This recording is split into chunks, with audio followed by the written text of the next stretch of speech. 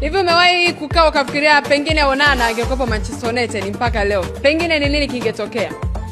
Nimeuliza hivyo kwa sababu tukitazama kwa upande wa goalkeeper Senne Lammens, ni goalkeeper ambaye alikuja, lakini watu wengi walionekana kama hawajamkubali kutokana na kwamba Manchester United walikuwa na options za magolikipa wawili. Kwanza alikuwepo ni Gigi Donnarumma ambaye alikuwepo PSG, lakini pia alikuwepo Emi Martinez wa Aston Villa, ambapo Manchester United wangeweza kupeleka pesa na akawaleta wale walinda milango. Tunafahamu uwezo kama wa Emi Martinez, ni goalkeeper mzuri, lakini pia ana kombe la dunia. Vivyo hivyo tukija kwa upande wa Gigi Donnarumma, ni goalkeeper mzuri, ana UEFA, ana Euro, anajulikana uwezo wake. Lakini Manchester United moja kwa moja wakaenda kwa Senne Lammens, ambapo alikuwa anacheza Royal Antwerp ya kule nchini Ubelgiji, kwa maana kwamba ni ligi ambayo ilikuwa haina ushindani.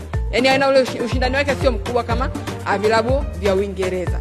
Sasa ni goalkeeper pia ambaye alisajiliwa kwa bei ndogo sana. Yaani alikuwa ni goalkeeper ambaye sio gharama sana. Kwa hiyo watu walikuwa wana wasiwasi sana na mlinda mlango huyo. Pamoja na uwezo wake mdogo, kitofautisha na magolikipa ambao walikuwa wakihusishwa na United lakini ambao amepita kama David De Gea. Lakini tazama namna ambavyo Lammens amebadilika kwa sasa hivi, jinsi ambavyo anacheza. Hata David Moyes ameweza kuchanganyikiwa na uwezo wake na aliweza kumpongeza hiyo jana.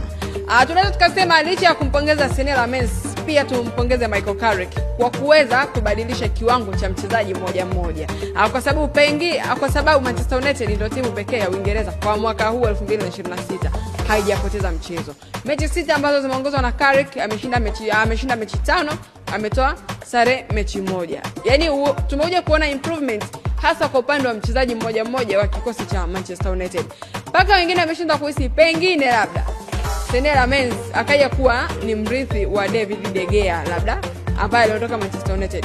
Mimi naona Onana huko alipo ana wakati mgumu sana, mkopo wake ukiisha. Sidhani kama ana nafasi tena kurudi Manchester United. Yaani mkopo wake ukiisha huko alipo, pengine angalia labda timu nyingine ya kwenda nayo, lakini sio Manchester United.